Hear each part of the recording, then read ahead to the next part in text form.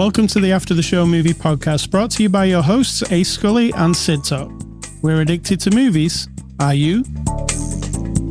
Hey, Sid Talk, we're addicted to movies. Are you? Pulling that old thing of our own. I'm not addicted. Let's just say that. I'm addicted to movies. It's like crack to me. Oh my, that's very severe. Is that the before the after the show discussion? It is not. What was it then? It was not much. You did the thing and I'm playing The Sims 4 and I made coffee and you dabbled on the guitar. It's very riveting stuff. It is, if you like guitars. If you're us, it's all great. All right, let's get on with this podcast, Sid Talk. Aye. It's Saturday, March the 7th. This is After the Show, your weekly movie review podcast. And on episode 933, we're looking at the movie We Bury the Dead. It's a 2025 release.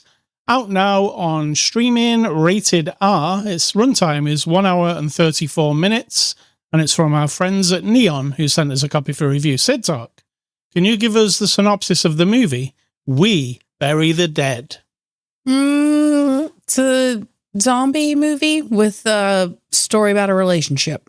All right, I'll give you the one. Here's the one off the box. After a catastrophic military disaster, the dead don't just rise, they hunt. That's not accurate. No, that is not what this movie... Weird. That is not accurate. Everyone, if you're going to watch this movie, that's not accurate. It actually says that on the poster as well. No. I mean, no, they don't hunt. Nope. No. So let's get into it. Spoiler alert, there's zombies. Let me tell you now, on the poster for the movie, there is a zombie running towards Daisy Ridley. Okay, so we're good there. Okay. Don't spoil anything. Yeah. So the thing is, the United States accidentally drops a weapon that's supposed to be tested near the island of Tasmania, which is off the coast of Australia, if you didn't know.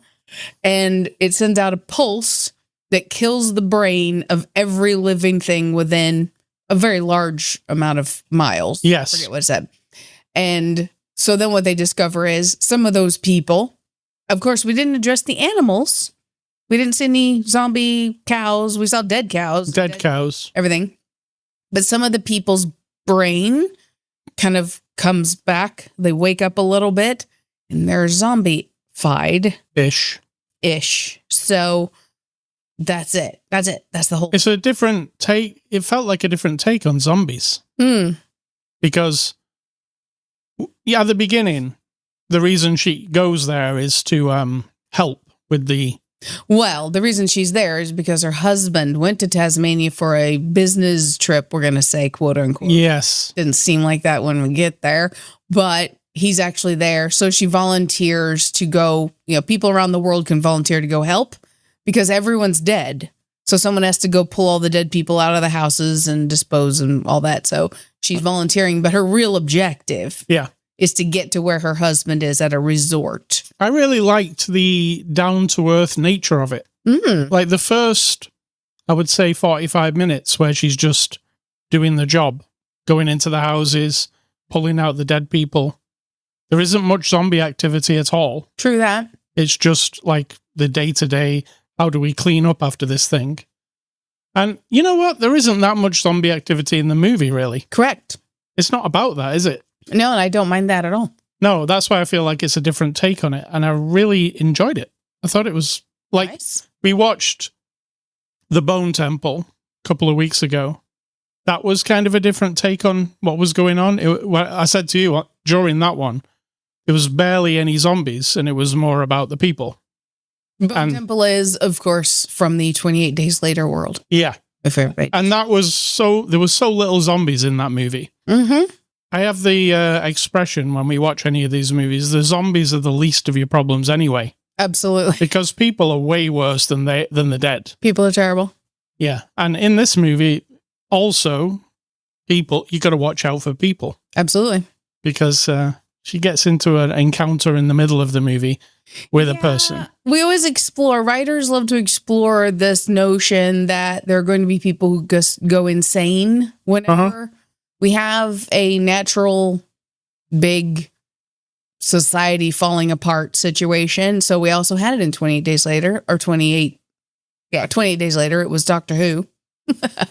Yeah, Eccleston. Yes, Eccleston. You know, somebody who their mind kind of cracks and then they're like, whatever. They just run with it. Yeah, we have one in this one where the guy's wife sadly dies, or, you know, was there when it happened and he wasn't, and he's sort of mental, and you know it immediately. This was my only problem with this movie, is that as soon as we meet this guy, I was like, oh, he's going to be that guy. We've seen enough of them. Yeah. Yeah. And I didn't want to know that, but it was immediately clear. But other than that, you know, I'm pretty down for any zombie exploration. And I guess I have two things. The whole thing of pursuing a broken relationship, which is what this amounts to. Yeah. And I'm not that person. I mean, you're my husband and I love you. But if you said right this minute, you know what, I think I'm going to move on and go on with my life, I would be like, okay. I mean, rude. I'll be sad. I'm not fighting. I'm not arguing. I'm not seeking. I'm not chasing. I'm not begging. I'm not that person. So when I see this person who's so desperate to fix a broken relationship with a husband who's already, we know, because now we've established, right, throughout the first part of the movie, if you are in the zone, you're dead, one way or the other. Yeah. There is nobody who's hiding away safe. Well, I guess we meet one person who was safe somehow. Yeah, you're right. Yeah, well, they were kind of in the best place. See, that could be for your sequel. Yeah. If there is a sequel. Yeah, I don't think there is a sequel to this. It's pretty much a one-offer. It is. It's an Australian movie, by the way. Yeah. And I quite like how it was filmed. It's quite a low-budget movie, but it doesn't seem like it is. There's some great sequences. There is. Or footage of when they're driving along the roads and there's smoke coming out of places and cars tumbled over, and it doesn't, you know, sometimes in these cheaper movies, you see the same road 3 or 4 times. It's not like that here. I mean, it's CG, obviously. Yeah, but it looks good. You're right. Yeah, there was never a time where I was like, well, that all looks phony. Even when they got to the place, the center of the blast kind of place with all the gas, even that looked cool. So yeah, it has really spectacular looking. I mean, Australia, which is where it was filmed. I mean, it's a beautiful place to look at anyway, but they really took advantage of it. And it's quite, I was going to say, when it finished, yeah, there was something to take away from it. But I think some people, and I think we'll get to them in the IMDb comments, will say that it really nothing happened. Like it. I get that. Yeah, you know what I'm saying? Because it has a pace to it, which is slow, let's say.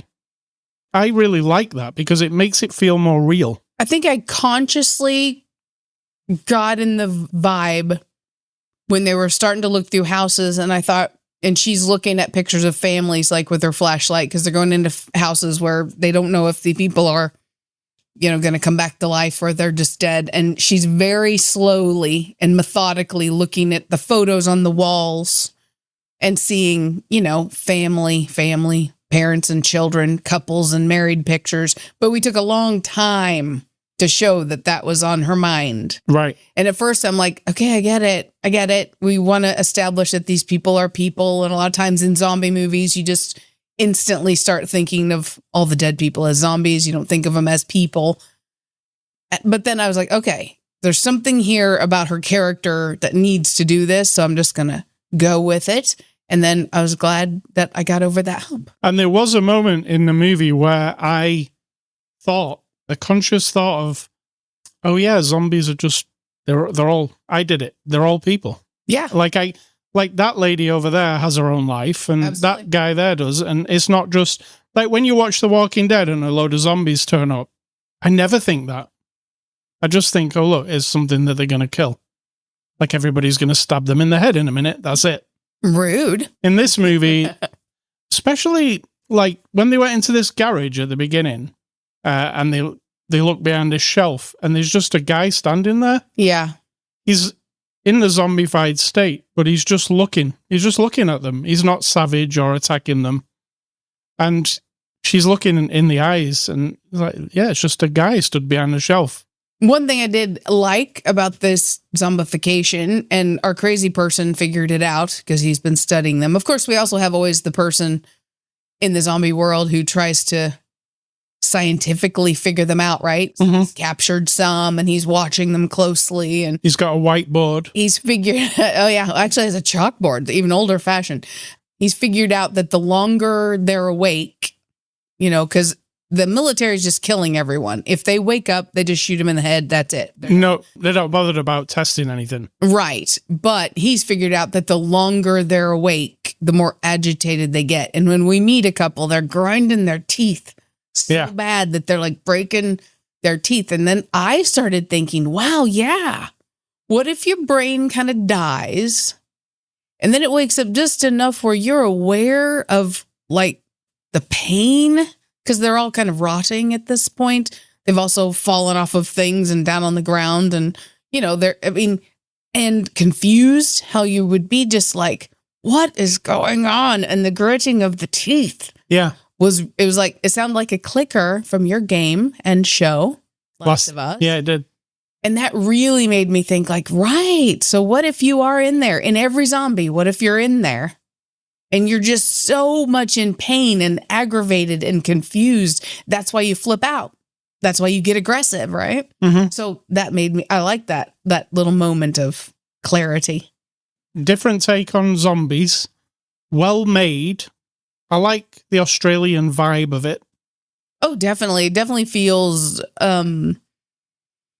New Zealand vibe as well. That guy is very... Yeah, I know what you're saying. Kind of guy, yeah. Even the military guy we meet. Yes. You know, everybody's... I don't know, there's a vibe to those type of movies. The Australians have a cool vibe to them. I don't know. But it feels really real. And... You know the movie that we watched, Talk to Me, from A24 with the hand? Yeah. That was an Australian thing as well. And that, it just comes across, I don't know, they have a style where they try and... Talk to Me had any real anything, but... Yeah, it kind of did the way everybody talks to each other and the actual characters. I don't know, they feel more real than like glossy American people. Well as it did in this movie, let's put it that way. Talk to Me is not that super great. No, but Bring Her Back, which was the sequel, well, the next film by those filmmakers. Again, I really like that one too. And that was an Australian production, right? Yep. But there's something like different about Australian productions to really glossy American, or I don't know, English productions have a different feel as well, don't they? Each country has a different feel to it. But this makes that's weird. Isn't that weird? It is weird, isn't it? Because we're all the same. It's about how we grew up and all that stuff. I don't know. Yeah, you're right. Oh, we could have a whole podcast just about the vibe of movies. Yeah, because we all have a vibe, don't we? Like to us. You mean where you grew up? Yeah, yeah. And we're not familiar. I'm familiar with Australia via television when I was young, watching Australian soap operas. Right. So I'm like, I kind of understand the vibe of Australian people from watching this. From watching TV. See, this is how brainwashed Gen X is. We're Generation X, by the way. We're in our late 50s. And we think that television and movies from our childhood shaped us. Yeah, represents reality. Yeah. That's why we're, as you say, addicted to movies. Exactly. We like that reality. All right, let's get onto the cast here. Daisy Ridley, who you might know, plays Ava, our main character. What do you think of Daisy? I thought she was really good. She cried a lot. A lot. In the beginning, she really, really, really... But not in an annoying way. She kind of held it in. To get like, okay, we get it. She can cry. And I was fine with that because her character is in a very sad situation. But it got a little bit like, oh my God. I mean, she is devastated. She is devastated. And it shows. Yes. She, at the beginning was really good. When she was just on the plane going there. Oh, yeah. And she was just sat there quietly crying, not blubbering, just eyes were watering, basically. He says that because you don't like blubbering. Don't like blubbering. It's like, if you listen to enough of these podcasts, you'll start thinking that I am heartless. And that's fine because I am a hardcore person. And I don't like the sniveling, the blubbering. And I can apply this to anyone. And I'm not kidding you. Even when, I was very aware of how I was grieving, like when my mother died, that I wouldn't blubber. That's not a lie. That's the truth. I didn't even want to annoy myself. Well, Daisy is not blubbering. She's not blubbering at all. She just quietly, like reservedly, yeah. The tears flow and you feel her pain. I thought that was the good part because I wasn't sure, right, what the story really was of her and her husband. You could tell she had little flashbacks. Yeah, there's a lot of flashbacks. Yeah, and you're not sure. We see their marriage. We see then an intense conversation where he's like, you said you wanted to talk, so let's talk. And then you see him go in and he's like, look, we'll talk when we get back. And you're like, oh, there's tension here, right? And so she's thinking of all that in her mind. It's not like blubbery or overly dramatic. So I like that too. We've got Brenton Thwaites as Clay. He's our main guy. We meet him along the way.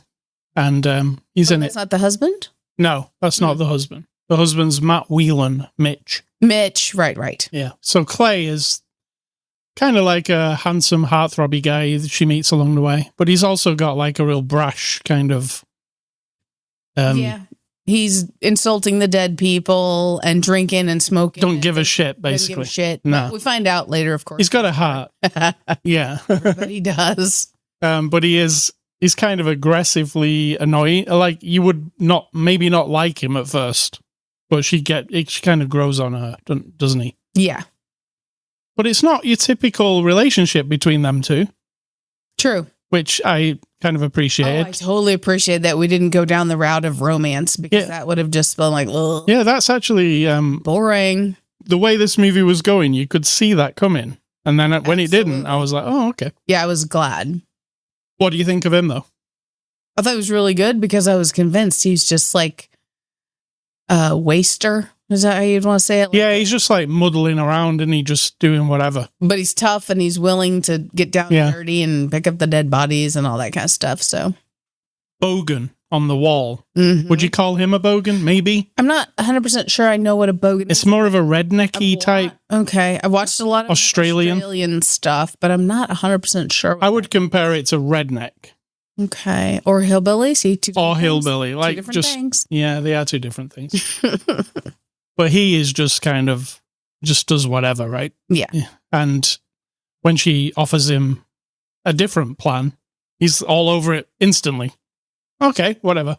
I'll do that. I'll drive that bike across the country. Yeah. Who cares?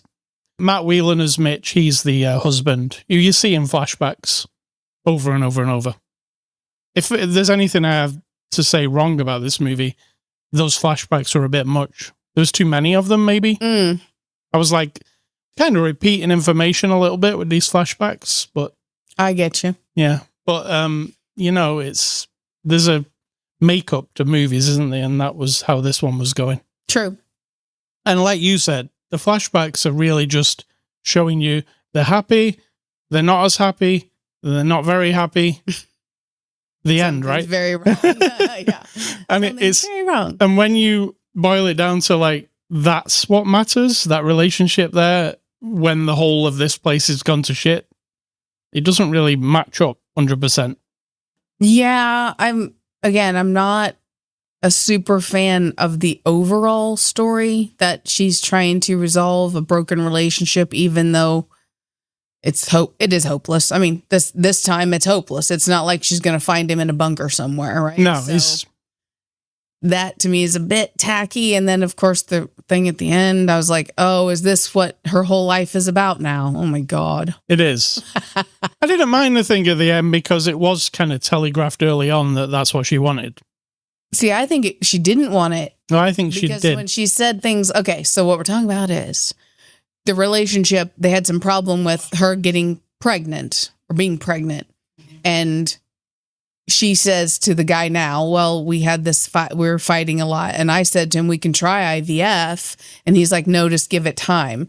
I didn't feel like either one of them were that interested. Well, she looked very sad. Yeah, but I don't think she was interested in, I think her thing was she wanted to have a kid to keep her husband. That's the vibe I got. And then he decided just no. Right. Yeah, I didn't get that, but yeah. I didn't feel like that was the goal of her life. But then in the end, of course, finding a baby is the solve all the problems situation. Yeah. So this is directed by Zach Hilditch. He directed These Final Hours in 1922. Movies that we haven't seen, so we can't. In 1922. No, the movie is called 1922. Right. And the other one is These Final Hours. You might have seen this maybe on that horror channel. It sounds like it. A self-obsessed young man makes his way to the party to end all parties on the last day on Earth. But he ends up saving the life of a little girl searching for her father. Their relationship ultimately leads him on a path to redemption. I've not seen it. It was from 2013. But it looks like one of the movies we would see. Yeah. On Shudder channel or whatever channel we watch. So what do you think of the directing? Because I thought it was pretty good. I did too. I mean, it's understated mostly, and you're telling a big story that's very raucous. I mean, you know, zombie people is a big deal, but it was just getting through. Kind of like, I remember Stakeland, the original, was a bit kind of like not big. Maybe it was, and I don't remember it correctly, but realistic. Kind approach. Of. Yeah. Because this is a really realistic approach. I'll tell you one of the shots I really liked. She pulled a load of bodies out of a house at the beginning, and it's just like a wide shot of the street, and she sits on the curb next to some dead bodies, and there's helicopters flying past. Yeah. And I was like, whoa, that's like, she sat just right next to the bodies, right? It's like realistic. It's like, and she starts by asking, doesn't this smell bother you? And she's really, she's put a mask on. She's real kind of like iffy about everything. And then pretty quickly she evolves to be where she's not even thinking about the smell or the activity. You know, did you notice? Yeah. And when he says like, she says, where's your mask? And he says, what? Is that helping you? It's not helping, is it? Yeah. Like, and then next scene, she hasn't got a mask. So, yeah, it seems like a realistic scenario. People pulling bodies out of... There needs to be people to help clean up. And, yeah, I really appreciate that. Let's get on to IMDb reviews. What are those? Those are reviews where people are going to give it a 1 star. And when we don't like the movie, we agree and go, yeah, that's reasonable. And when we don't agree, we're like, oh, my God, what a loser. And you sometimes like to give them funny voices. And the classic is waste of time. This movie's too woke. Or this movie is the worst movie ever made. There you go. First guy says, we bury this movie. I went inside the theatre expecting an exciting horror and action flick, but what I got was a boring movie from Australia. Save your money, cancel your tickets now. What? Who's ordering tickets? I don't know. Yeah. Second guy says, waste of time. Of course.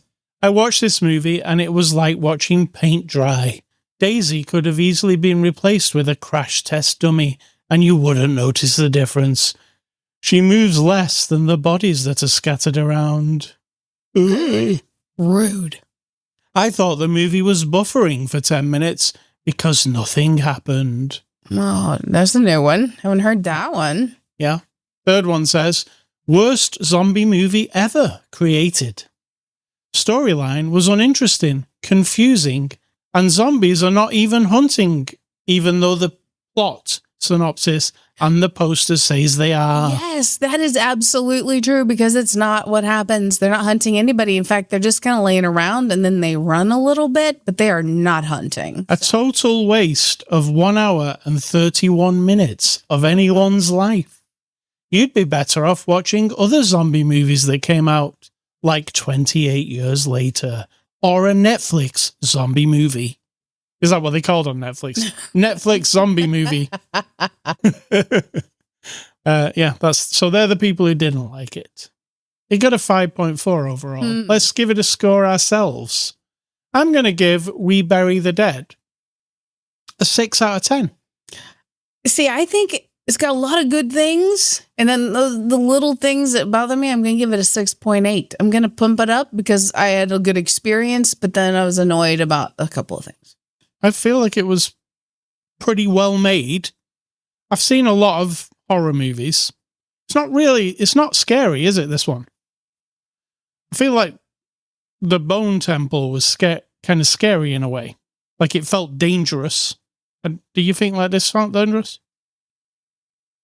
No, because I think establishing that it's very contained, that we're just talking about the southern part of Tasmania or most of Tasmania. Nothing against Tasmania. I'm saying they've pointed out very clearly. Someone who was writing the story was like, we need to pick an island. Yeah. Someplace out of the way where we can contain it. So this isn't going to, well, from what we can tell, it's not spreading or going around or anything. No. So the danger is all because of the people, because of her.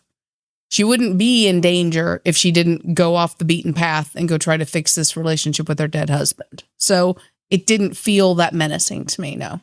Me neither. So yeah, 6 out of 10, and you give it a bit more. Yeah, a little bit more. All right, thank you to Neon. Next week, we're going to look at A24's If I Had Legs, I'd Kick You. God. So we're going to say that's starring Rose Byrne. You like Rose Byrne? Yeah, don't I do. Movie recommendations. I'm going off the tip of this movie, and I'll give you The Force Awakens starring Daisy Ridley. It's my favorite of the three. Of course. Yeah. And my other one is a Australian movie that I really liked recently, and it's The Royal Hotel. Another movie that feels really realistic because of the Australianness of it. Like, what did you think of it? Of which one? The Royal Hotel. Oh, yes. Well, did it feel Australian? Yeah, really Australian. They go to the outback, they go down the road. I mean, did it feel... Yeah, it did. I just felt it felt grungy and kind of... That's what Australian movies bring. And here's the thing. It felt scarier to me, right, than this movie. Yeah, it was pretty scary. It was. It's not a zombie movie. The Royal Hotel. Well, no, but it's about terrible people. Like you said, zombies aren't the main problem. Exactly. Most of the time. So what are your recommendations? My recommendations, guess what, everyone? We have a new system. We have a new system coming up just for your pleasure. Nice. I decided, when I look at genres, I don't 100% know what fantasy adventure movies are. So that will adventure. I mean, that could be anything, right? That could be The Royal Hotel, because these two young ladies go on an adventure. It's not really, but you know what I'm saying? Yeah. So I've decided to pick adventure, and I'm just going in alphabetical order of all the adventure movies I've seen on my list.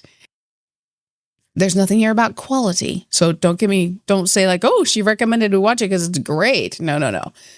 And if I'm going alphabetically, of course, my list starts with numbers. And this is listed as an adventure movie, 10,000 BC. Terrible movie. Does that seem like an adventure to you?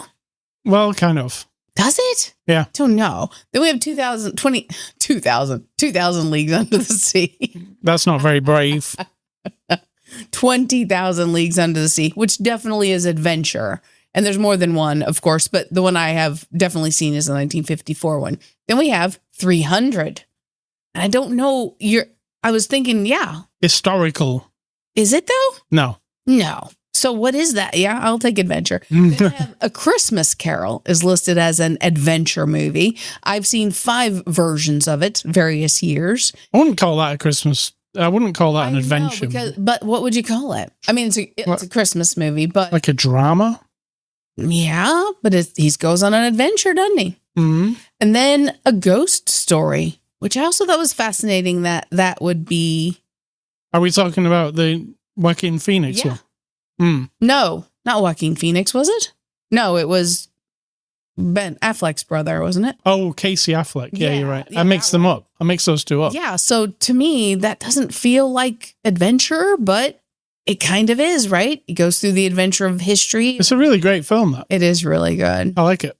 It's not what you would expect. When it's over, you're like, whoa, that was pretty cool. Well, while it's happening. Yeah. Yeah, very good. So thank you, Sid Talk, for all that. Sure. Hey, Scully stuff. I've been playing a game called Marathon this week. It's Bungie's new release. Bungie, the makers of Halo. You might have heard of Halo. Well, finally, they made Halo. Then they made Destiny. Destiny had a 10-year run. It's still going, actually, Destiny. Obviously, it's dropped off at this point.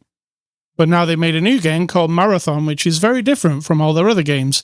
Yes, it's a first-person shooter, but it's one of those extraction shooters like Ark Raiders. So, you drop in, you find loot, and you try and get out with the loot without being killed. Right. Now, what's different about this one to Ark Raiders, which I've been playing recently and I talked about last week, is in Ark Raiders, there's a lot of friendly people who want to help you or just chill and just leave you alone. Because a lot of people who are Bungie fans have come from Halo and Destiny, everybody wants to shoot you. Everybody, without question, even though you don't have to, right? Right. So whenever you encounter a real player in this game, they're going to shoot you if you don't shoot back. You've got to be on your toes. Nobody's there to help anybody, it doesn't seem. You go in teams of 3. So I've been playing with random, it picks 2 other people from the internet for me to play with. And we go in. So the 2 people you're with, they're obviously friendly because they want to get out with the whole team. But anybody else you encounter, they shoot at you within a second. They shoot at you. So because people are the problem. Yeah, so I play this game the complete opposite way to play. I can play both these games now because Ark Raiders is this kind of chill, everybody's out to help each other thing. And Marathon is, if you see a guy, you got to kill him because they're going to kill you. But there's also AI, computer-controlled robots and stuff in the world that you can also have battles with. Extracted a lot of loot now. I've been playing for a couple of days. The only issue I have is the loot doesn't seem to mean much. Like, I get stuff, I pull it out, it's in my backpack, and I'm like, oh, I've got a couple of grenades, and I've got a data pad that I can read, and Yeah. So the loot doesn't seem particularly interesting, and I can see why, everybody uses the same guns in this game because they don't want anybody to be higher level than somebody else. So you're all on this even keel. So the loot can't be like, oh, you find an amazing gun, because then you'd have an advantage over somebody else. So they can't do that. So the things you're picking up are just like trinkets that when you get back, you sell them, and then you have some money. And the money you can use to buy guns in the store that they have with the currency. So, if you get wiped, like if you go in for a run and you die, you lose everything that was in your backpack, including all your weapons. So then you've got to set up your guy again. So you need money to buy a new gun to go back in. But then they also have these free things called free sponsor kits, and it gives you just a random shitty weapon that you can go in with. But it's totally free. You don't need to use any in-game currency to buy it. So it's this risk-reward thing. And the way I've been doing it is, if I get on a good run and I extract a few times, and you get to keep everything every time you extract. So you kind of build up your character. But then the third run in, you could get killed and then you lose everything. So is that risk-reward? And the aim of the game is you've got to extract every piece of everything in the game is a thing. So when you extract some loot, it'll be like a data card or a thing. Every time you go in there and pull some out, it adds it to your codex. So your aim is looking for things that you've never extracted before. Right. And leaving things behind that you already have. So it's kind of like a rummage around, hope you don't get killed, and have a nice shootout every now and then. But it's really fun. I don't know what it is about it. It might be the visual style for me. You've seen the visual style. Uh-huh. It's unique looking, right? It's very colorful. Very colorful, just like you like it. Yeah. What I really like is when you get shot, you're not a person. You're a consciousness in a robot body. And every time you die, they pull your consciousness out of the body and then put it in another one. So that's how you can keep going back in. So when you get shot down, and you can crawl around for a while, and maybe your teammates will get you back up. But robot blood splurts out of you, and it's blue or pink or green, and it leaves a trail. So if you shot somebody down on the other team, you can follow the trail to where they might be, if you didn't finish them. So you follow the trail of blood, and you go down a ladder or something, and there they are on the floor just waiting to be killed. So, so the trail of goop, it's not blood, it's like paint, is really fun. So it's Marathon. It's out now on all the consoles and Steam. It costs $39.99, cheaper than most games. It's really fun, but it's got to be a particular kind of gamer. I didn't think I was an extraction shooter fan until I played Arc Raiders. And now I played this one. I'm like, oh, maybe I am a fan of this. I really like it. ARC Raiders? ARC Raiders. So I have a thing. I have a lot of things. But they've capitalized the A, the R, and the C of the name of this game. That means ARC. Arc Raiders. You know what I'm saying? And the only reason I know it's Arc Raiders is in the game. They say, we've got to go and kill the Arcs. I don't care. Which are the enemies. So Marathon, it's out now. Sito, what's for dinner? We're going to have your favorite, a frozen pizza. I don't know if that's my favorite. Well, your favorite for movie day? Yes. Ish? Kind of.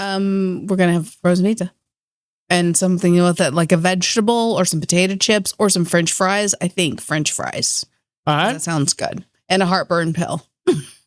And what's your advice? My advice is like advice that's not advice. It's just an observation I'm passing on to you that I know it's really boring. I don't like repetition, but I also love repetition. I'm very split personality there. And I know it's boring, but when you have an event to plan or a project to do or a thing to do or learn, like you're learning guitar, I've learned photography, I've learned art my whole life. But when you do any of these things, and I hate to say it, but to be organized on some level, and have a plan, not necessarily goals, because you and I are not goal-oriented people. It's more like you feel like you've made it to a place that you want to be, and then you keep going. Now, some might call that goal-oriented, but we don't set ourselves up for failure by saying, absolutely, by the 1st of March, I'm going to learn how to play an AC/DC song. Like, that's not something you do. And then if you don't accomplish that, you're fail, right? We don't do that. It's not my personality to do that. But to have like a sort of a vision of a plan and then do it as best you can. I don't write stuff down too much. Made a cookbook last year, and in my head, the plan was gather the recipes, design the cookbook, type all the recipes, edit all the recipes, proofread all the recipes, then learn how to physically make the book and print the book and put it together. And how do I bind it? Right. It's like, that's in my mind. I didn't make a little bullet pointed list of how to do it and what stage I needed to be at, but just having that in my mind, like a level of vision of, I'm not going to say manifest because I find that really obnoxious, but if you see it all happening and you realize all the things that need to be happening in the process, it actually brings a lot of clarity. And I'm not focused on success and failure. I like the process, and then the end result is like a bonus to me. So, but yeah, if you're doing things, try really hard, at least in your mind, to have a plan and a system and a method. And that's it. All right. Well done. Thank you. Let's play some music. X, Instagram, Blue Sky, Threads, TikTok. Those are the places you can catch us on social media. Ascully.com, Spotify, iTunes, Amazon Music, YouTube. Those are the places you can get the podcast. Email feedback to me, ascully@ascully.com. Do not email Sid Talk. She doesn't want your email. And stay classy, Daisy Ridley. She is coming back to Star Wars at some point, you know. Right. And I'm going to say, think for yourselves, because if you're not doing it, trust me, someone's doing it for you.